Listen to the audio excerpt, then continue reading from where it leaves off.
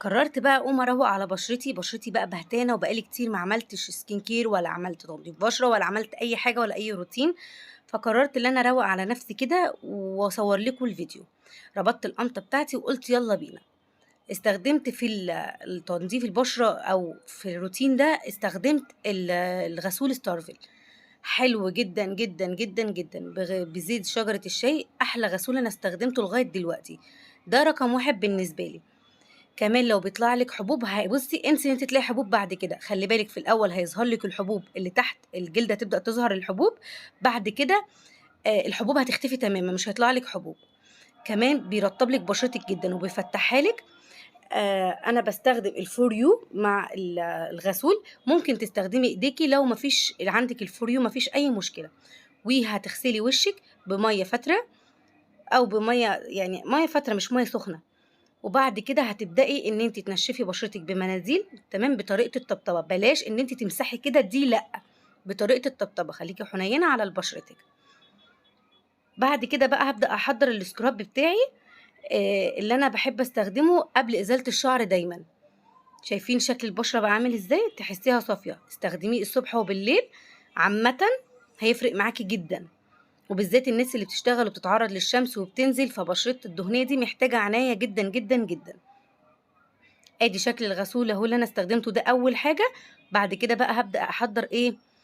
السكراب بتاعي. السكراب او المقشر بتاعي عباره عن ايه؟ هجيب معلقه بن، معلقه سكر، وكمان هحط ميه ورد. بلاش نحط زيت زيتون ولا نحط الليمون. الليمون لو بشرتك بتحسس منه بلاش، عايزه تحطي ليمون مفيش مشكله، بس بلاش الليمون اصلا. وزيت الزيتون للبشره الدهنيه مش حلو. فاحنا هنحط ميه ورد ونبدا اللي احنا نخلط كويس لغايه ما نوصل للقوام اللي احنا عايزينه. وبعد كده اهم حاجه في الماسك عامه، اي ماسك بتحضري، ان انت تخلطي كويس المكونات. بعد كده هتبداي اللي انت توزعيه على بشرتك، وهتسيبيه خالص لغايه ما ينشف. الماسك ده بيشيلك التصبغات، المقشر ده بيشيلك التصبغات.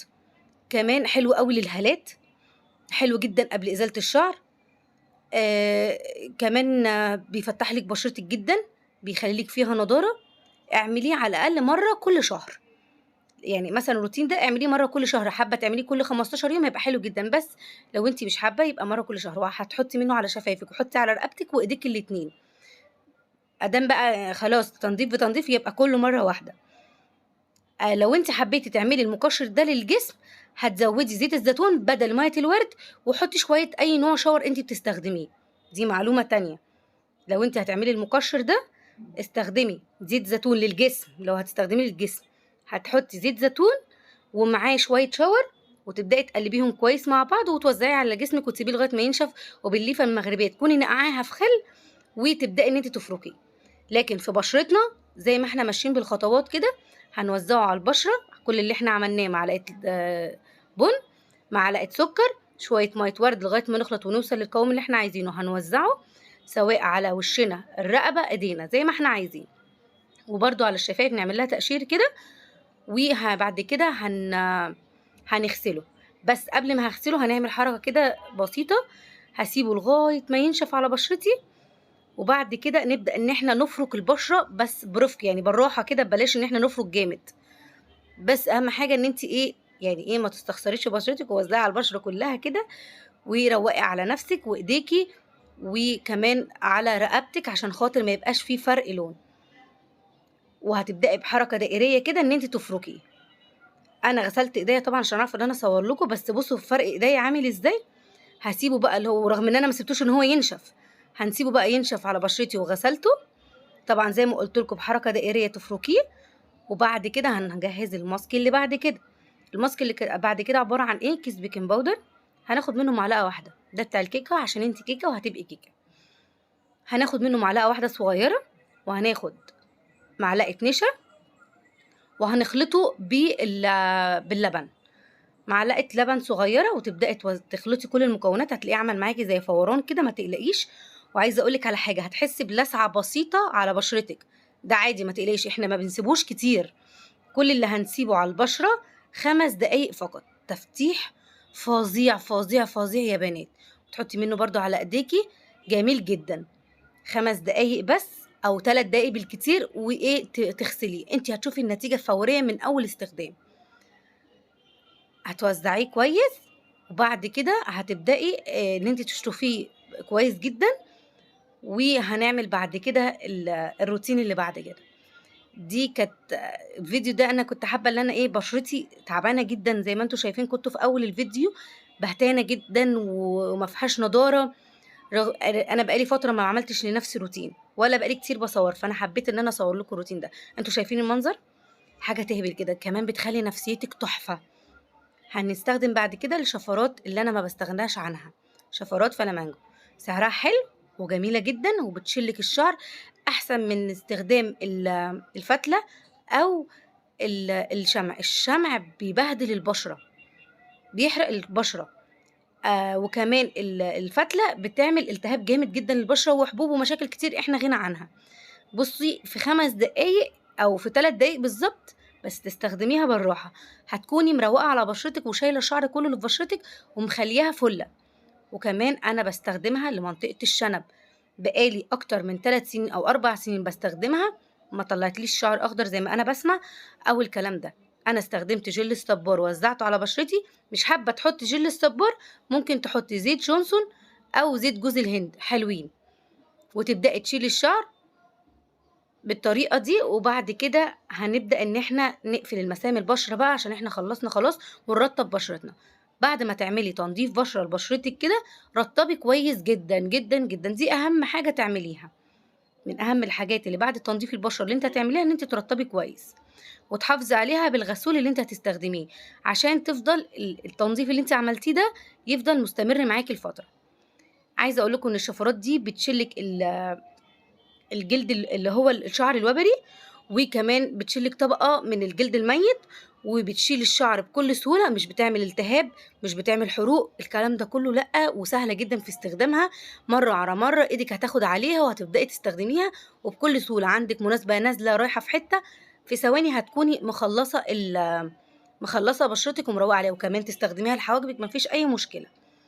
بس خلي بالك عشان هي بتبقى حامية، فعشان ما نطيرش حواجبنا وتقولوا ان لنا السبب.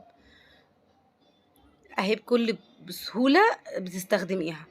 طبعا انا عملتها لكم كذا مرة، بس لازم تعمليها لما تكوني هتعملي نفسك تنظيف بشرة كده، تعملي بعد التنظيف الشفرات مش قبل.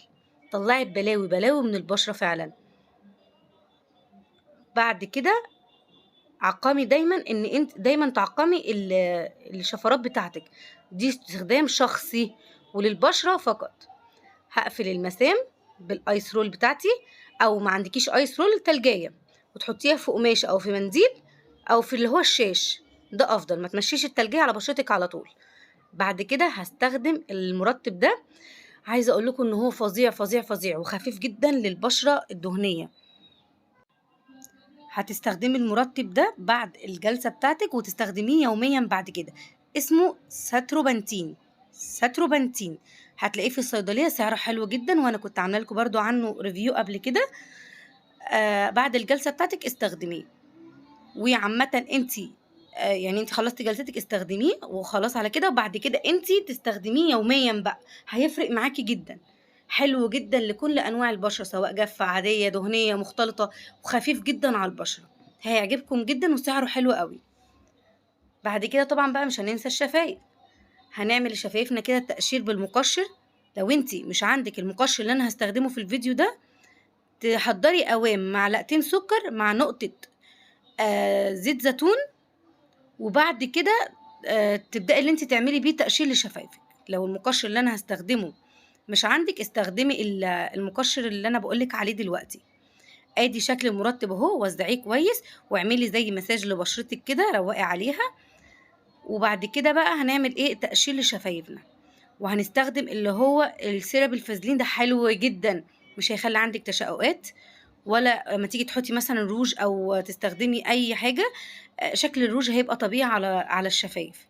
ادي شكل المرطب اهو اللي انا استخدمته، هيعجبكم قوي بجد. انا بقيت فعلا حابه اي حاجه بستخدمها بعمل لكم عليها على طول فيديو او اعمل لكم ريفيو بتاعها. طبعا انتوا عارفين برضو المقشر ده حلو جدا وسعره بسيط جدا، مش لاقياه، لان في دلوقتي منه، انا جيت ادور عليه دلوقتي مش لاقياه، ولاقيه ماتيريال بتاعه وحش جدا. فبعمله في البيت سواء اللي هي معلقه سكر ونقطتين زيت زيتون. قلب قلب وابدأي بقى وزعي كده زي ما بوريكي، وتبدأي اللي انت تعملي ايه بحركه دائريه على شفايفك. بعد كده همسحه بمنديل واروح حاطه السيرابي بتاعي اللي هو الفازلين السيرابي. سعره برضو حلو جدا يا بنات، مش غالي وهيعجبكم قوي. الروتين ده جربيه وقولوا لي رايكم ايه.